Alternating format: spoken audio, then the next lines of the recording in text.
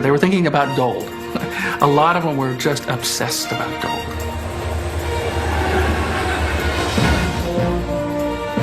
So they call this the railway built of gold. The White Pass Railroad has actually been greeting passengers since the 1898 Klondike Gold Rush.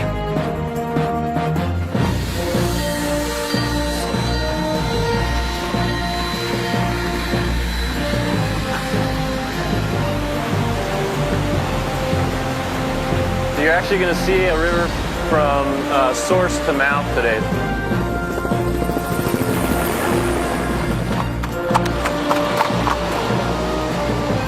I think that visitors to this particular national park have the advantage and the benefit of walking back in time. Every morning we recreate the Klondike Gold Rush all over again.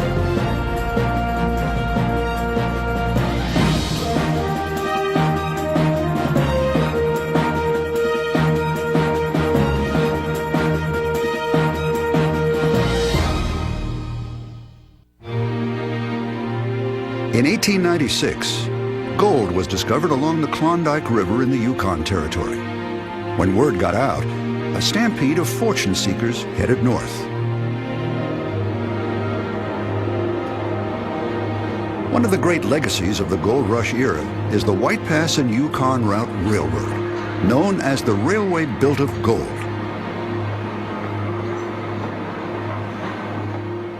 The White Pass Railroad has actually been greeting cruise ship passengers since the 1898 Klondike Gold Rush. We've had tracks built right down to the waterfront, and they greeted the stampeders, took them up north, and then right from the very beginning we'd have excursions, scenic excursions up to Lake Bennett and return for cruise ship passengers. And so today it's very, very similar. We have cruise ships coming into port, we back the train right down. Lee Hartson's probably going to have a locomotive on 20. Tina Sear is a third-generation railroader with the White Pass and Yukon Route. It started billing itself out as a scenic railway of the world in 1901.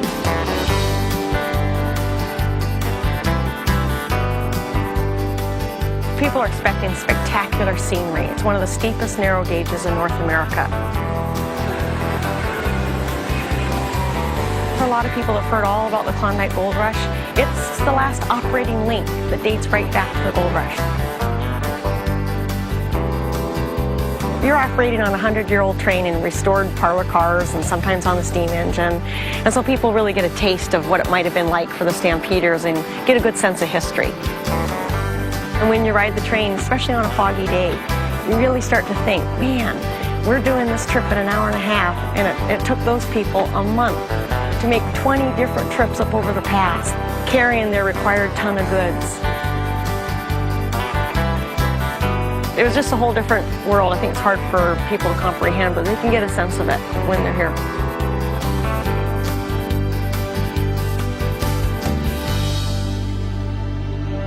People arrive in Alaska's southeast panhandle much as the Gold Rush stampeders did over 100 years ago, along the water route of the Inside Passage.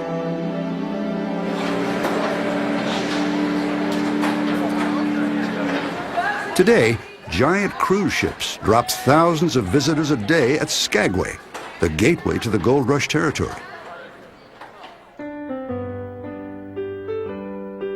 Skagway has a year-round population of only 800 people. During the summer, more than 800,000 people visit the town.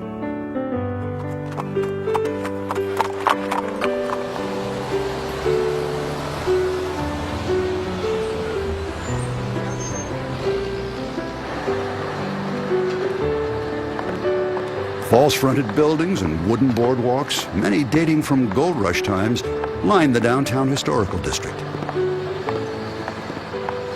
Gift shops, performance halls, and small museums convey the story of Skagway's Gold Rush past and its present-day stampede of tourists.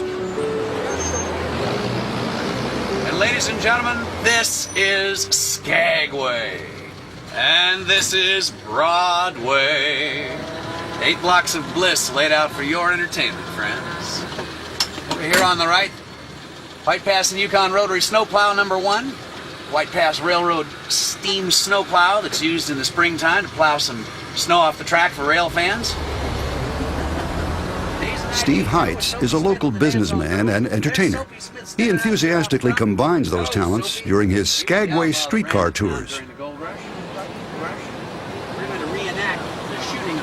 The vintage touring automobiles were once used in Yellowstone and other national parks. On the left, the two-story white frame building with green trim, the notorious Red Onion Saloon and Bordello. Downstairs is the saloon. Upstairs, ladies of the evening, scantily clad, have red lights burning in the window. There is no place in Alaska like Skagway. Every morning we recreate the Klondike Gold Rush all over again. Steamers come around the point, they tie up to the wharves, people get off, where's the gold, where's the adventure? And they get on board the narrow gauge railroad or a horse and buggy or an antique automobile or a helicopter up onto a glacier. And they reenact their own desire to find that golden experience that in the old days was looking to find wealth, and now is the wealth of experience or the wealth of memories. On the left, covered with 10,000 pieces of driftwood, the Arctic Brotherhood Hall, Camp Skagway number 1. This was a social club during the gold rush. Today it's our city museum. Every year that distance gets greater back to the Klondike. How are we going to be able to know what that was like? Because of places like Skagway, because it's frozen in time. You can hear the ghosts. They're out there, just right there on the boardwalk and in the alleys. Klondike is alive and well, and the memory of that will be carried on in Skagway for all time. The Mascot Saloon, one of 75 watering holes in Skagway at the height of the gold rush. You would have been tripping over saloons walking down the street. No, you cannot buy a beer in there, but the National Park Service will interpret for you what a beer would have tasted like.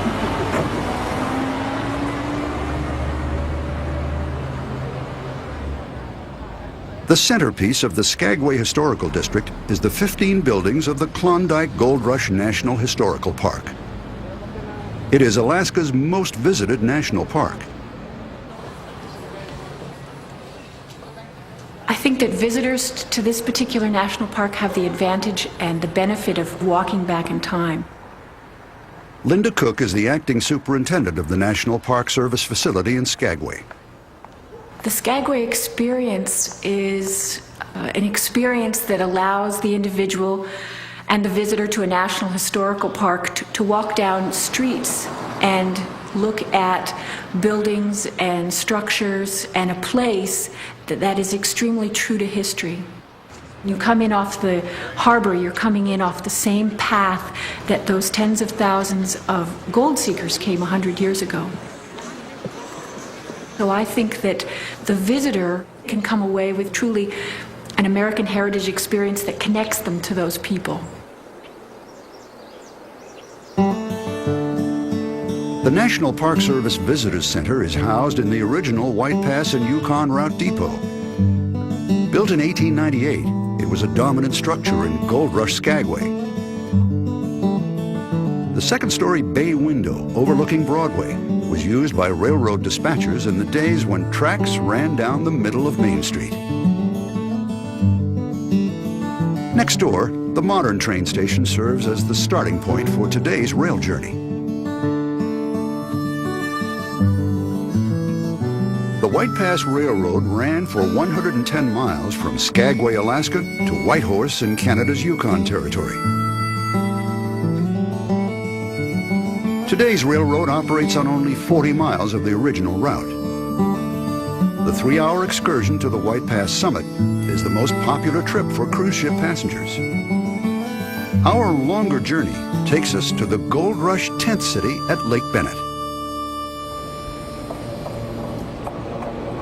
Welcome aboard the White Pass and Yukon Route Railroad.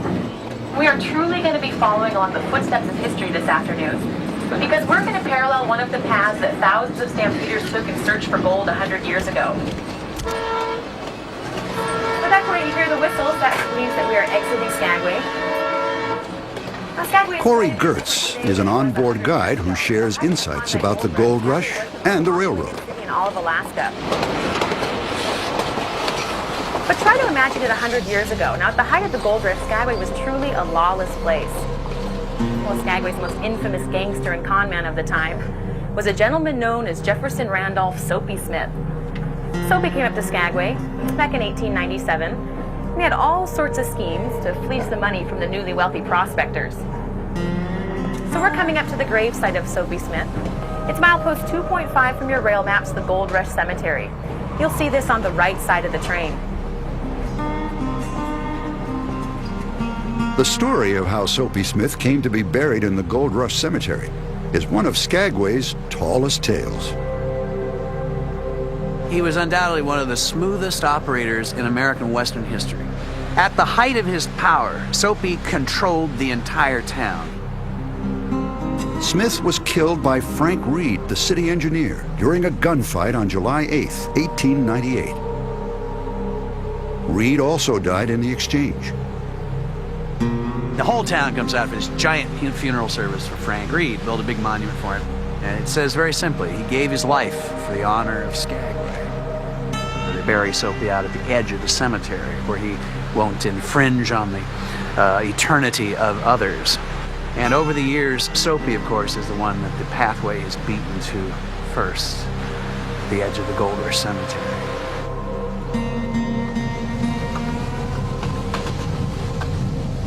For much of the route to the summit, the tracks parallel the Skagway River.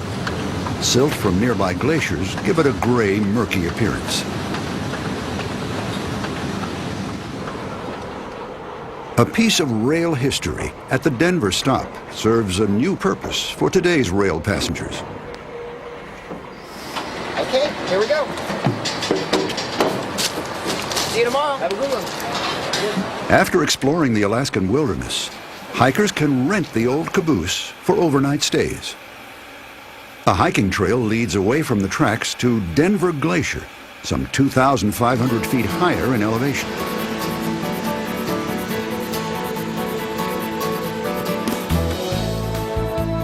The White Pass Railroad is only one of 20 engineering feats in the world to be named an International Historic Civil Engineering Landmark, an honor it shares with the Eiffel Tower, Panama Canal, and Statue of Liberty.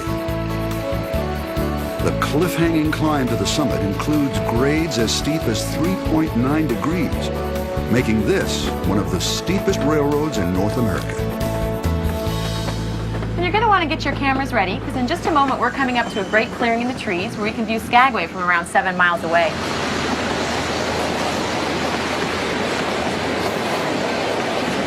See where the Skagway River dumps in the Pacific Ocean, right at the end of the Inside Passage, an area called the Lynn Canal.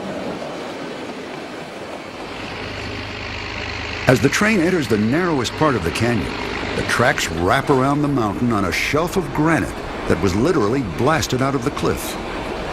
Steep rocky walls bound the tracks on one side. On the other side, the canyon drops off more than 500 feet to the Skagway River. Passengers begin to appreciate both the scenic beauty and the engineering achievement of this historic route.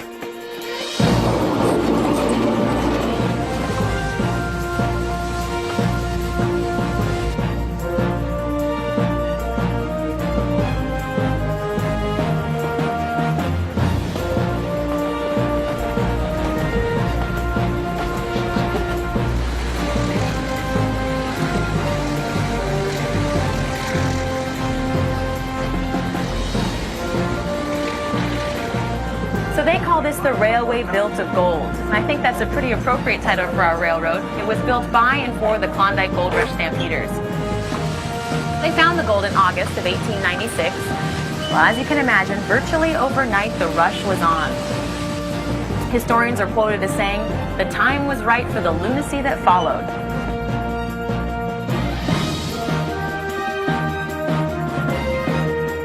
The country was just sort of in the midst of depression.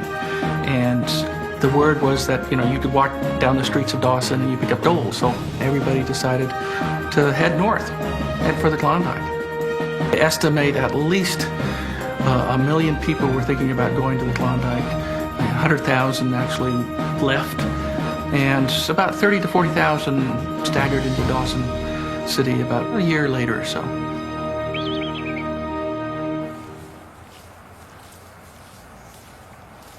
Carl Gerke is a cultural resource specialist with the National Park Service. He studies the impact of the gold rush on the boomtowns of Skagway and Dyea. Well, this is one of a number of pilings that are the last remnants of the Great Long Wharf here in Dyea.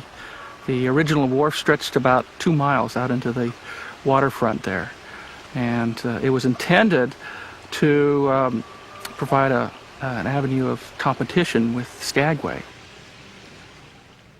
There were several routes to the Klondike. Most of the people went up the Inside Passage to Skagway or Dyea.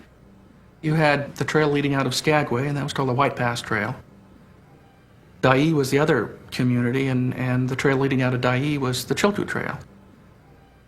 I like what one old-timer said, one trail is hell and the other trail is damnation. You know, take your pick. They're both bad. They were both horrendous. Most of them did it in the dead of winter. He was a madhouse. It was crazy. They were thinking about gold. A lot of them were just obsessed about gold. And it was also sort of a mob mentality. I mean, everybody was going. You felt you just had to be just a little bit faster than the next person. The Chilkoot Trail was shorter, but steeper. The White Pass Trail was longer, with a more gradual ascent. There was a fierce competition between the two boomtowns to attract stampeders. I think it was really a competition to the death, a fight to the death. The reason for Skagway's survival was the railroad. Certainly by the time the railroad reached the summit in February 1899, it was all over for the Chilkoot. And Dyea was quickly disappeared after that.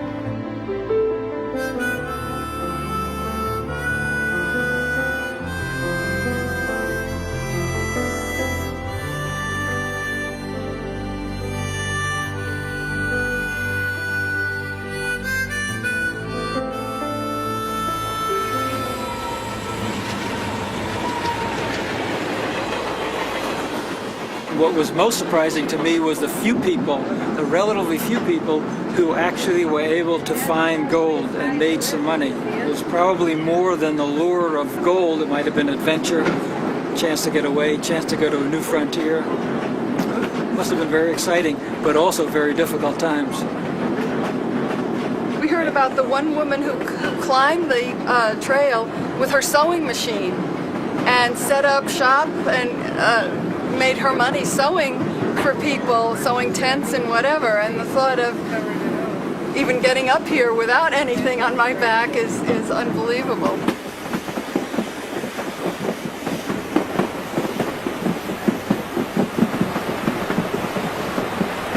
High above the tracks, runoff from Goat Lake feeds a waterfall that cascades 1,800 feet down the mountain and under the tracks. One of many waterfalls along the route, Pitchfork Falls gets its name from the way the waterfall splits into several forks below the tracks.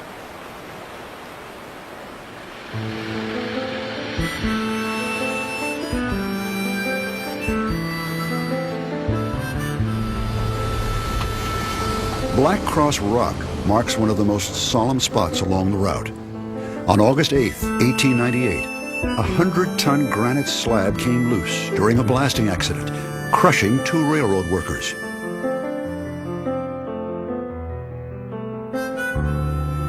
The black wooden cross marks their final resting place and serves as a memorial to the more than 30 men who lost their lives building the railroad.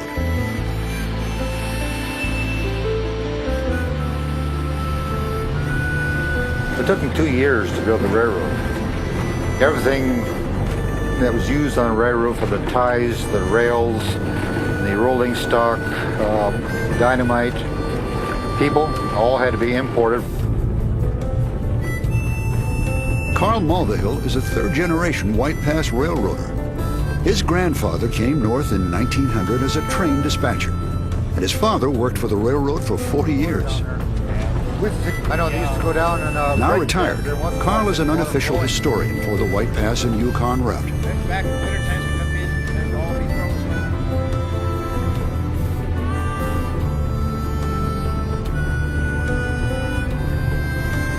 roads. They use a lot of black powder, really springing up by the trainload practically, for the blasting along the cliffs. It was quite dangerous. The hardest part was the actual drilling. When you're working on a cliff, you're hanging by ropes. This is very dramatic photographs of these people hanging by ropes, holding this rock drill. It wasn't an easy job. It was quite an engineering marvel at that time. Certainly very scenic, very spectacular. We get a lot of people down who've traveled around the world, and they've always described this as the prettiest portion of all the world travels.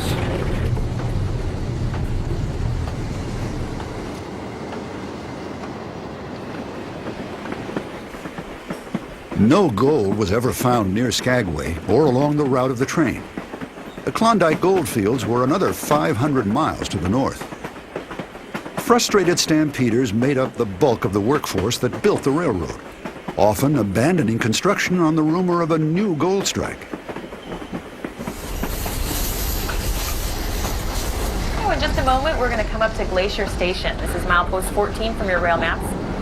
Here at Glacier Station is one of our popular flag stops. We still run a flag stop train where we allow hikers off. They can hike all day and then flag a train back into town.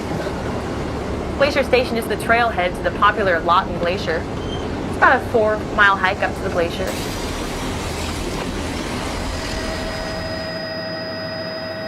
Interesting feature here.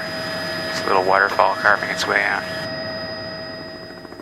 One of the most exciting ways to explore the Lawton Trail and Glacier is a trip that combines a helicopter tour, a hiking trip, and a ride back to town on the train.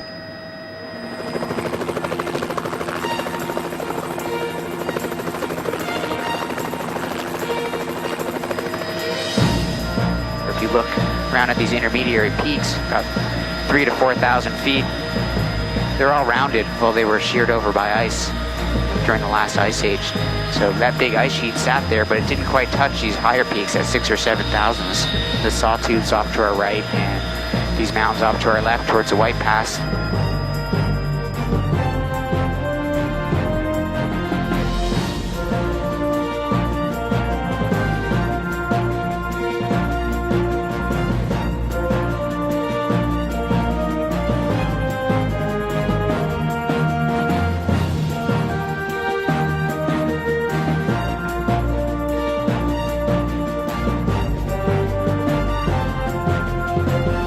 All the glaciers you see around here are in a state of recession as well.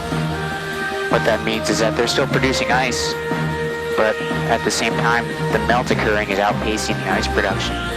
So they're sort of taking one step forward and 2 steps backwards. You see a lot of evidence of that.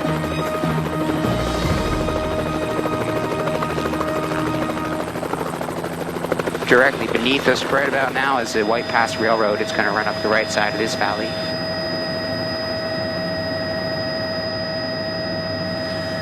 Land us here right by the railroad tracks.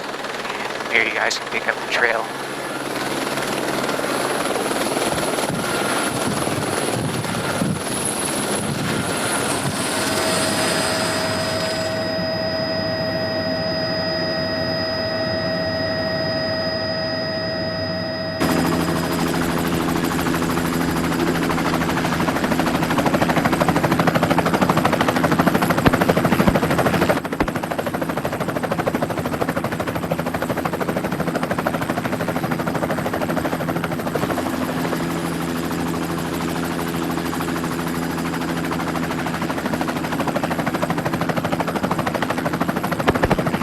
Hello folks, I'm Tim. Welcome to the Lawton Glacier Trailhead. I will be your guide today.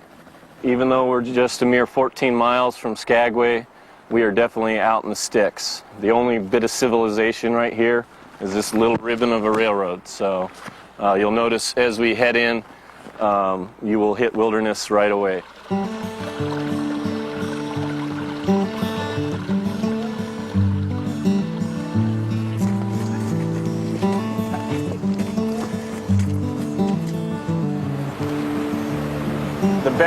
peaks are right here, and these are called the Sawtooth. Why the sawtooth? What makes? It's just the jaggedness of it. A lot of the peaks up here, you know, like these peaks are called the boundary peaks, and these are called the Sawtooths, but most of them don't have names.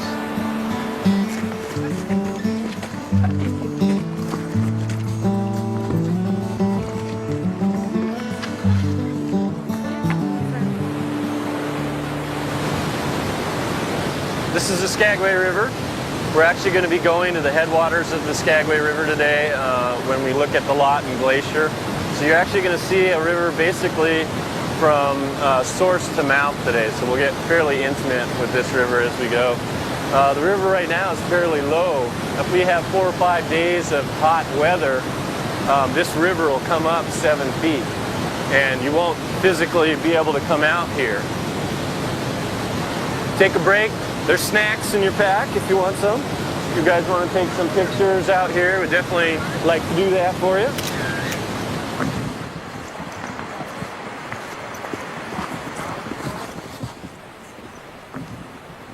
Bears are common up here, both black and brown. We need to be aware of them. You know, you can see, I mean, some pretty decent claw patterns here. Black bears around here are in the 200-pound range.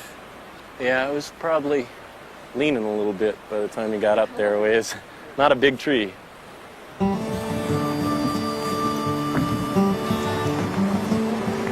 Whew. Getting slippery.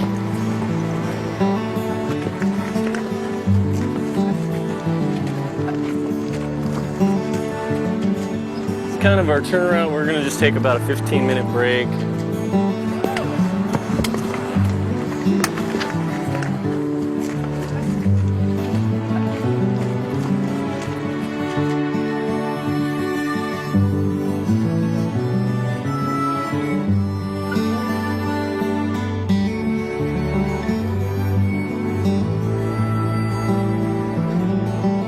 Spot back here, isn't it?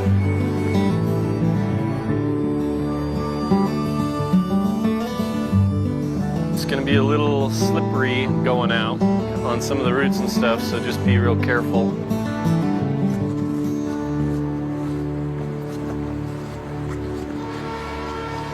All right.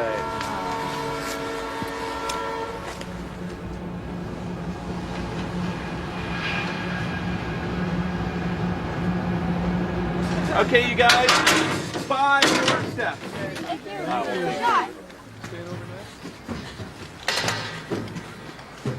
After a day in the rainforest, our helihikers enjoy the ride back to Skagway in the comfort of the train.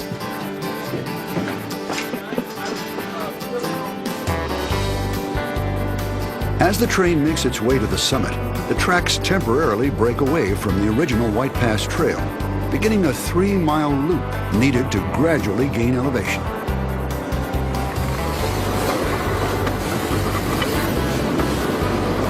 The train curves around a U-shaped valley created by glaciers during the Ice Age. It climbs through the Highline section of the route, the steepest portion of the trip. Just below the tracks, a huge tent city existed during the gold rush days. It was the final resting point before stampeders made the push to the summit. Oh my goodness, look at that.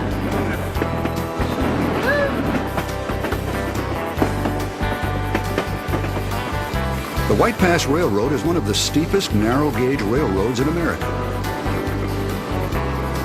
Narrow-gauge tracks are only 3 feet apart compared to 4 feet 8 inches for standard-gauge track. Narrow-gauge tracks were used because they required less construction space on the sheer ledges and because they were better at negotiating the tighter curves of the mountain terrain. Well, you're going to want to have your cameras ready because we're coming up to one of the most spectacular portions of our trip. In just a moment, we're going to cross over Glacier Gorge. This is one of the best places on the trip to photograph the train going around the curve, over that wooden trestle 1,000 feet above the valley floor. And then we're going to enter into the first of our 2 tunnels.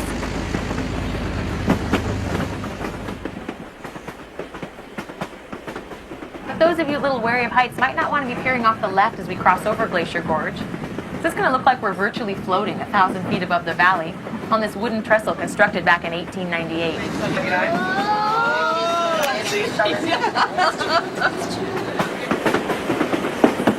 And remarkably enough, both the tunnel and the wooden trestle were constructed during the harshest winter months of 1898.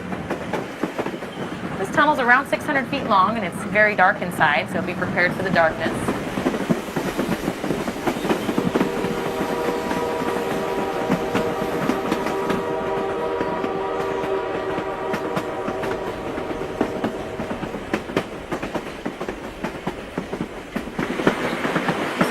Just after leaving the tunnel, the train passes the appropriately named Inspiration Point.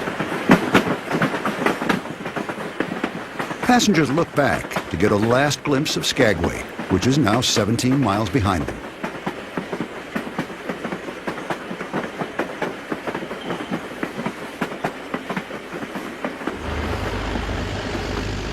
What happened 100 years ago in the valley just below these tracks is in sharp contrast to the magnificent scenery.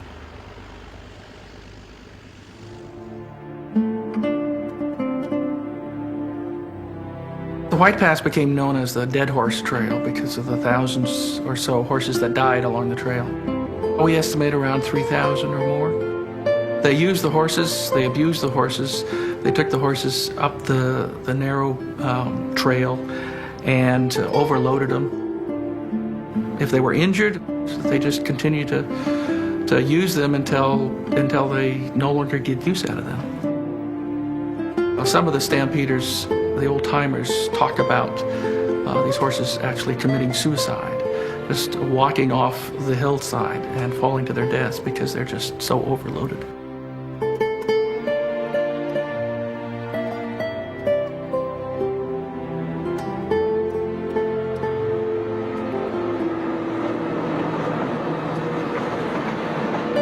As the train nears the summit, the tracks and the original trail of 98 merge once again.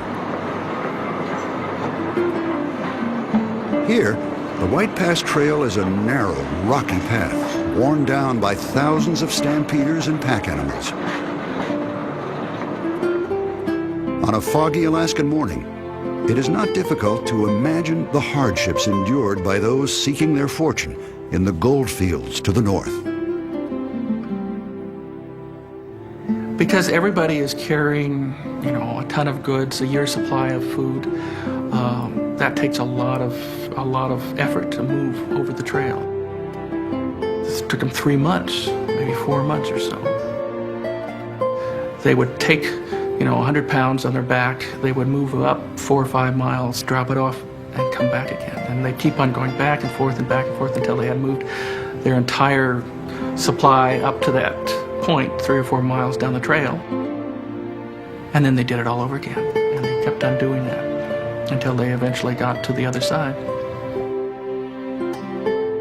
When the railroad reached the White Pass summit in 1899, stampeders could ride to the top of the rugged mountain in relative comfort. The horse trail was soon abandoned.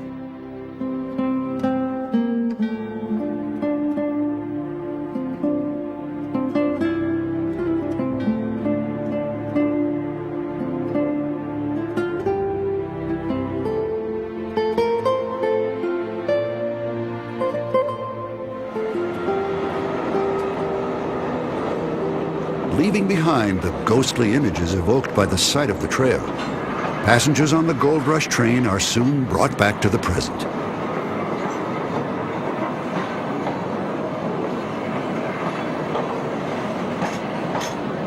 All right, so we're up here at the White Pass Summit.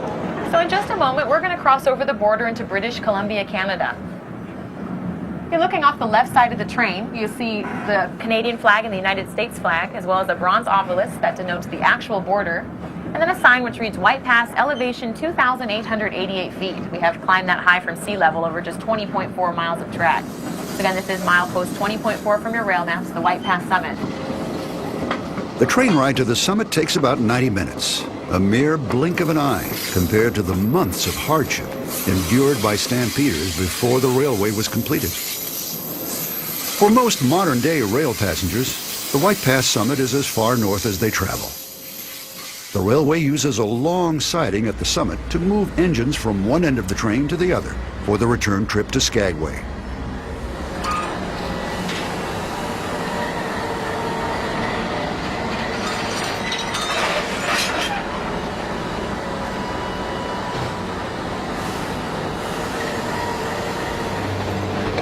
Our Gold Rush rail adventure continues north through Canada's beautiful British Columbia province.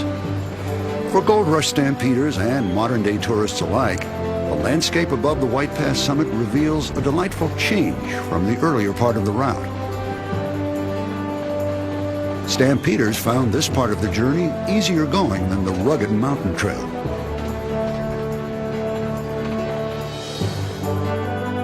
The train emerges from the tight mountain pass into an open stretch of bedrock dotted with ponds and lakes. The crater-like terrain was created by the retreat of the last great glacier.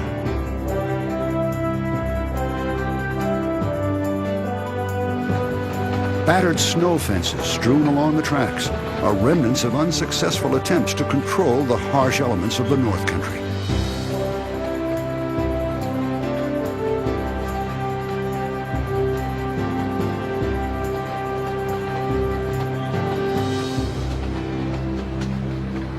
I'd just like to thank you once again for riding with us today. I hope you enjoyed your trip over the White Pass Summit and on to Fraser. It was certainly my pleasure to share with you the history of the gold rush and of the area. It was pretty exciting for me as well, because my great-grandfather was an original Klondike Gold Rush stampeder. He crossed over the Chilkoot Trail back in 1898 in search for gold. Then he stayed in the area and started a family, and my grandfather actually worked for this railroad. He was a heavy equipment operator, clearing the tracks of snow. So when I crossed over the trail for the first time in 1998, it was pretty exciting because that made me a fourth-generation Klondike Gold Rush stampeder. I guess I crossed over the trail 100 years after my great-grandfather had made his trip into the country. So welcome to Fraser, British Columbia. Now, in just a moment, we'll be coming to a stop.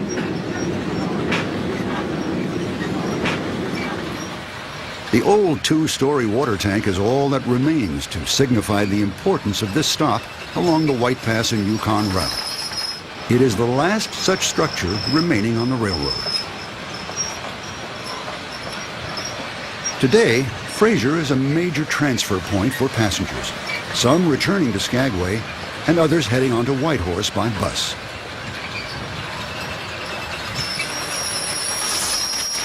For passengers continuing on to Bennett, this is a place to change trains. Okay, folks, come over and transfer.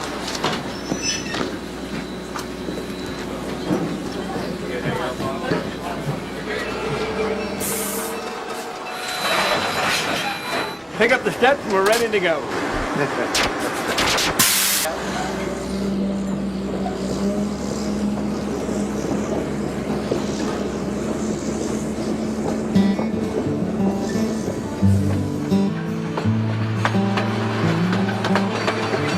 Folks, welcome aboard the Lake Bennett Adventure rail bus excursion from Fraser down to Bennett. John McDermott is a longtime conductor on the White Pass and Yukon Route Railroad. As we travel along here over the top of this plateau, we're going along the area that the White Pass Trail went as it crossed over the summit and went on down into Lake Bennett. The trail up here on top is not nearly as well defined as it was on the other side of the summit, because up here the miners could spread out across these ridge tops and go along the lakes. Along here on the top, though, it's kind of interesting to look at the geology of the area. It was very heavily glaciated back during the last ice age. The ice left some 10,000 years ago. You could see on the hills that they're quite rounded due to the erosion of the glaciers. But where we are right now on this level, you can see the little lakes and tarns, little pockets have been carved out by the base of the glacier, and ice sheet as it moved along here, heading up over the top of the pass down to Tidewater. The trip from Fraser to Bennett is only 12 miles, but it takes nearly an hour, allowing plenty of time for passengers to soak up the stark beauty of this ever-changing landscape.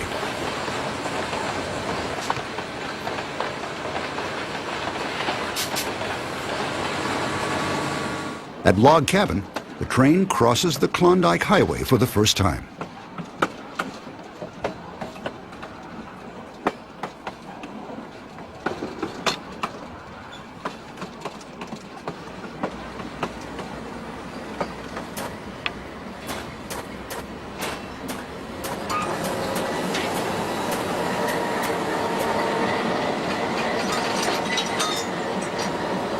During the gold rush, Log Cabin was an important stop on the White Pass Trail. The Canadian Mounted Police checked stampeders to be sure they had enough supplies to survive the rest of the trip. After leaving Log Cabin, the landscape changes again as the train enters a lush wilderness area with thick stands of pine. It was along this area of broad lakes and ample forests that stampeders stopped to build boats for the rest of the journey to the gold fields. Giant tent cities were built along the shores of Lake Lindeman and Lake Bennett to sustain the stampeders through the winter months. Folks, we're just coming on down into Lake Bennett now. We'll stop the train right in front of the historic station. We're going to be here an hour and 50 minutes until we depart. We blow the whistle at 10 minutes to 1. We leave at 1 o'clock.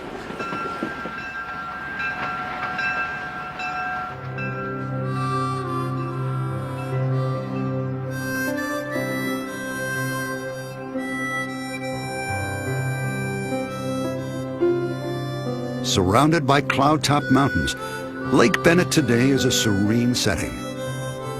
An image in sharp contrast to the wild times of the gold rush days.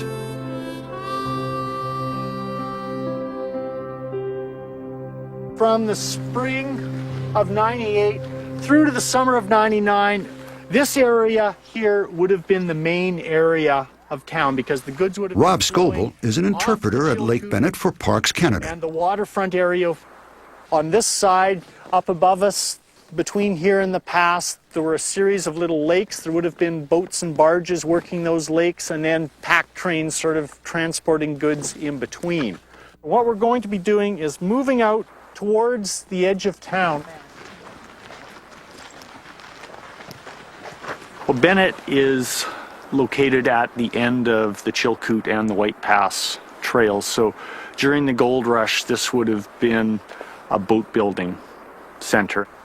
The time when Bennett would have had its maximum sort of population would have been just before the ice went out in the spring of '98. And at that time, there were likely close to 20,000 people either in Bennett or in the area immediately surrounding it. When the ice finally did go out, about 7,000 boats headed off down Lake Bennett bound for Dawson City. Like so many things along the Gold Rush Trail, Bennett's role has changed dramatically since the hectic Gold Rush days. Today, many of the 3,000 hikers who come off the Chilkoot Trail each year spend their final night camping at Bennett.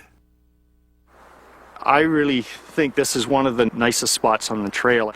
I think the thing that really sets Bennett as a site apart from a number of the other locations along the trail is that the historic footprint of the old town is sort of used to define the campground. You can walk along the main street, which is the main pathway that goes through the campground, and you can see the piles of artifacts that are associated with the different businesses that would have been operated along. And so it's kind of neat because you can walk along and say, there's the bakery, there's the Lakeview Hotel, there's the Arctic Hotel, because those things are situated, right where they were in the piles of artifacts that are there to define their location, even though none of the buildings are actually remaining, with the exception, of course, of the church.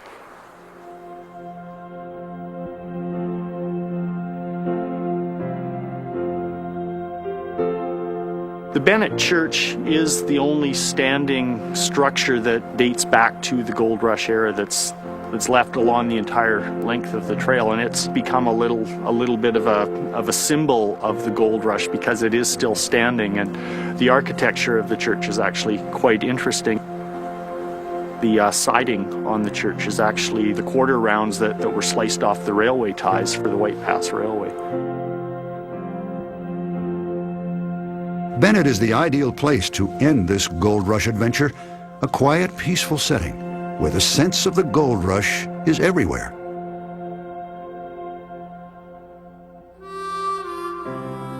Some people, I think, do get a sense of the gold rush. I think it helps people hopefully engage their imagination a little bit, because I think that's, ultimately what you have to do to understand the gold rush.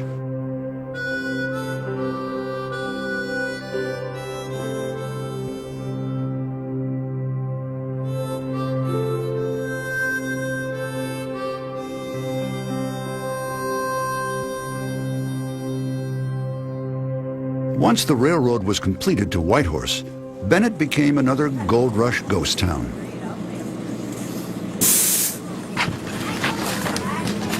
Today, the White Pass and Yukon Route Railroad itself serves another purpose than it did 100 years ago at Bennett. In addition to bringing visitors to one of the most isolated gold rush areas, the train ferries hikers coming off the Chilkoot Trail back to civilization.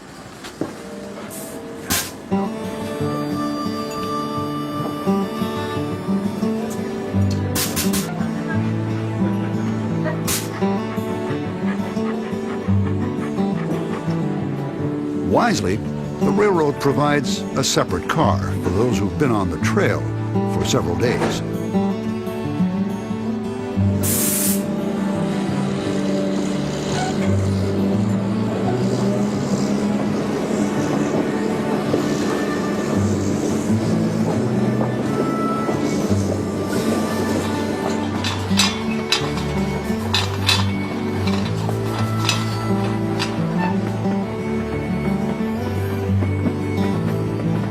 For tourists and hikers alike, a trip back to Skagway on the White Pass and Yukon Route Railroad is a time to reflect on the journey and the gold rush era. It was a physical challenge. It was a grueling hike.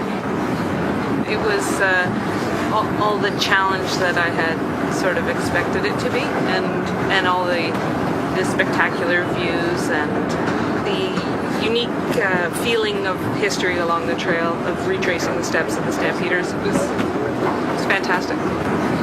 Oh, this was the perfect way to end the hike, I found, taking the train. It's the big reward at the end of the hike. It's the treat, get taken back to your vehicle and back to reality this way. It was the best way to go. It gives you a mental picture of what it might have been like, and of course when you look down and see some of the residue of some of the wrecks, and like the rock that fell, the 100-ton granite rock, that gives you some perspective on some of the trials and tribulations they might have experienced. I think from a history standpoint, most of us want to go back and read more now than we have. Also, there wasn't enough money to make us do what they did. But then that's the way all our early pioneers were, and even the pioneers today. It takes a certain breed of people to do that. It's just really unbelievable, the hardships that some of these people must have gone through to get where they wanted to.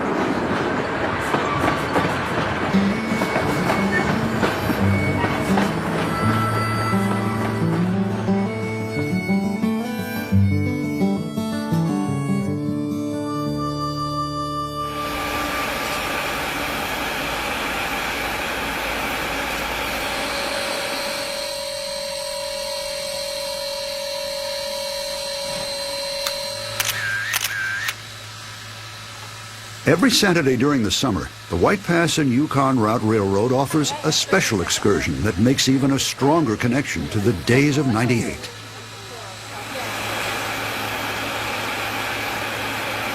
Our day is special because we have the last operating steam locomotive built in the United States for a narrow gauge train. Engine 73 was built by Baldwin Locomotive Works in 1947. It was in service until 1963 when it was taken out of service and replaced by diesel engines. It was put on display up at Lake Bennett for many years and frankly forgotten.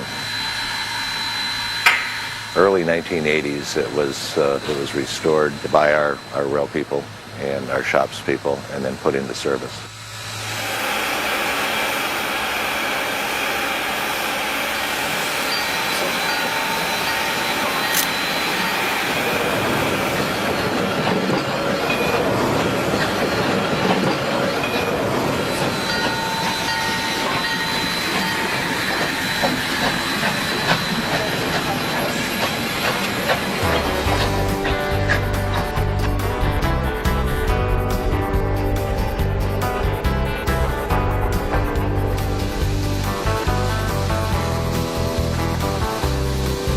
The steam engine actually is quite powerful and picks up speed very quickly.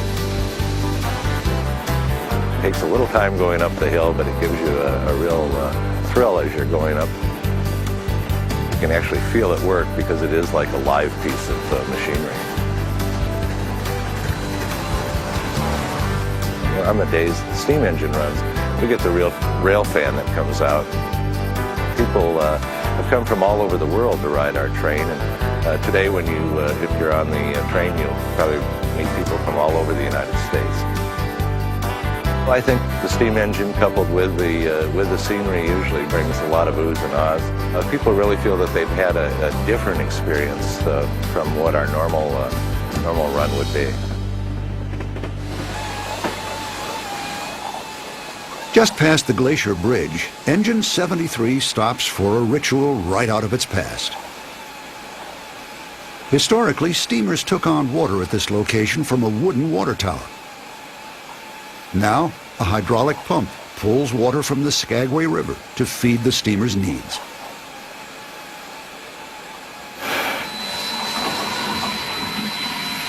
Skagway entertainer Steve Heitz brings alive the rich memories of Alaska's Gold Rush train.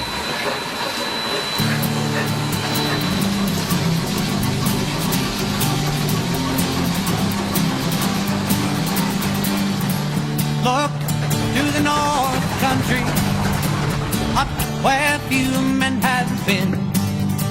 Listen there in the virgin country, there's gold upon the wind.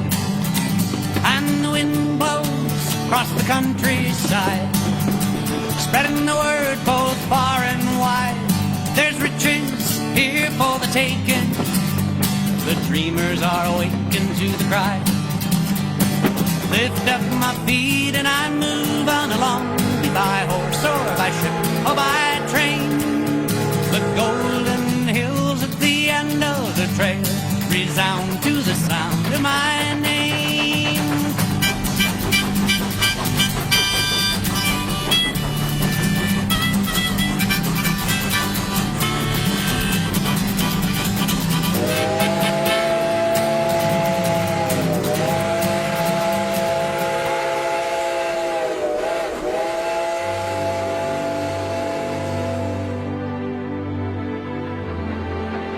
The spectacular steam train journey along the Trail of 98 provides a dramatic exclamation point to this trip on board the White Pass and Yukon Route Railroad, leaving all who take the trip with new perspectives on one of the most colorful episodes in American history.